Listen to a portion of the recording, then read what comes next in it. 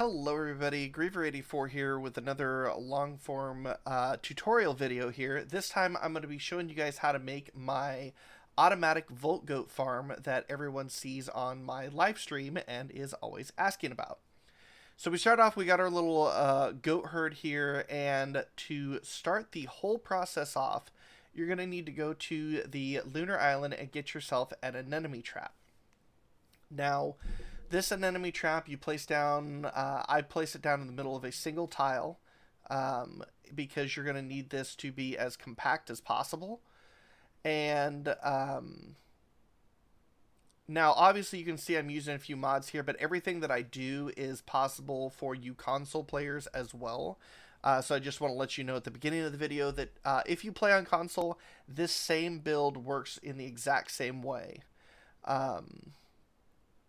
But basically what you want to do is after you place the trap, you want to place some walls around it just like you see here.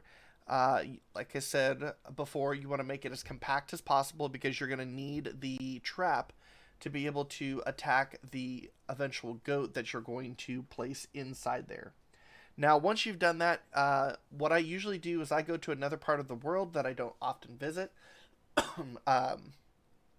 usually the lunar island, and I place down my Telelocator focus. Now I'm going to build this near the original part of the farm just for the sake of this video so I can go back and forth between the two. But usually you'd make a trek between the two areas to do this. So then go ahead and load it up with purple gems, and just like the first part of the farm, you want to make this as compact as possible for the goat that is going to be inside here. Now this is going to take a little bit longer to build, obviously, because it's bigger, because of the telelocator focus, but also because I'm going to be upgrading the walls to level 3. And the reason for that is that will give me extra time to make sure that the goat is asleep when I teleport him over here. Because when you teleport a goat, the way the mechanics work is the goat itself will become overcharged, and any type of overcharged goat will attack anything around it, whether it be players, walls, innocent animals, you name it. So I've sped up the video here a little bit so you can kind of see, exactly what's going to be involved here. Now, with this build, you can use any type of material you want. I use stone walls. That being said, for this specific part, the stronger the material, the better off you're going to be, because it's going to take the goat longer to destroy the walls. But if you want to do something simple like, hay walls or wood walls, you can. Just know that you're probably going to be repairing them and have a loose goat every once in a while when you start this. Okay, so as you can see here, we've got everything built. I've got a lightning rod that I'm going to put down for safety's sakes. In case for some reason you have to come visit this goat during the springtime, you don't want it to become overcharged again. So you walk back to your main goat farm here, and as you can see, the anemone's already armed itself from when we placed it.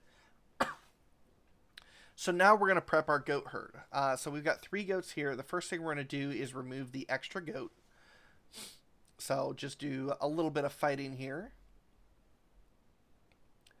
And lo and behold, not only did we get a goat horn, but we've got that extra goat out of the way.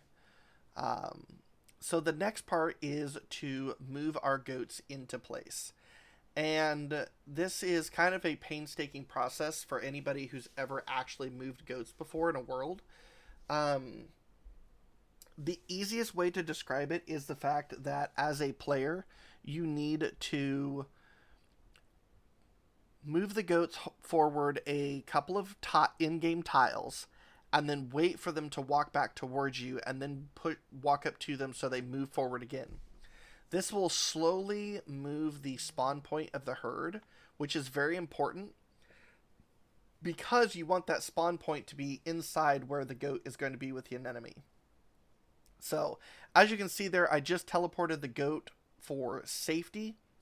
Now, this goat is specifically over here, obviously in another part of the world, to protect the whole herd itself from actually being destroyed.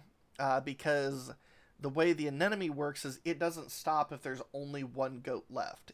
It will continue to damage any and all goats, vultures, or anything like that that happen to get inside the farm here. So having that protection goat is very important so you don't lose your herd. But as you can see here, I'm going to spend a little bit of time kind of maneuvering the goat into place. I'm going to put him to sleep since he's close enough here and it's almost nighttime. And basically at this point, in order to finish this whole process up, you just need to push your sleeping goat into the actual farm pen itself while the anemone is disabled or, you know, closed. That way you don't get hit by the trap, nor does the goat. And then once you've done that, place the last two walls to fully enclose it in, and you have yourself an automatic goat farm. Now, the great part about this is that this works automatically whether or not you are in the area or not as a player. The anemone itself, every 60 seconds, rearms and actually will attack the goat. And you can just, you know, work on your mega base however you want and eventually come back over here, gather some loot up, which I'll show you how to in just a second, from your dead goats. So yeah, just so you can kind of see, it's, you know, like I said, it's a two-part farm. You've got the one safety goat over in a random part of the world. You've got your farming goat in another part. The nice thing about this is the safety goat, once you put it to sleep, you technically can walk away from it and it will decharge after a couple of days. So when you go back to check on it in another time, it'll be a nice passive goat like what you see on screen here. Now, another thing I like to do for the actual farm itself, where the anemone trap is I like to put an OccuVigil down. Now, I've had some debates on my live stream on whether or not the OccuVigil actually does anything, but for, I guess, a placebo effect, in my opinion, it makes me think that it keeps the farm running a little bit faster so that I can get more drops. And the main thing that this whole farm does is you're not necessarily farming for meat. You're not necessarily farming for the rot that you'll get, but you're actively farming for the volt goat horns. So as you can see here, the goat itself just died, and what you do is you'll take a lazy forager and walk over, and you can see I picked up the 2 pieces of meat that the goat dropped from perishing, and then eventually the goats will respawn and you will continue to be able to pick up those drops. So thank you for watching this video. I do certainly hope it helped. If you have any questions, leave them in the comments down below. Make sure to like the video and subscribe to the channel. And until next time, my guardians, GG, and I'll see you guys later.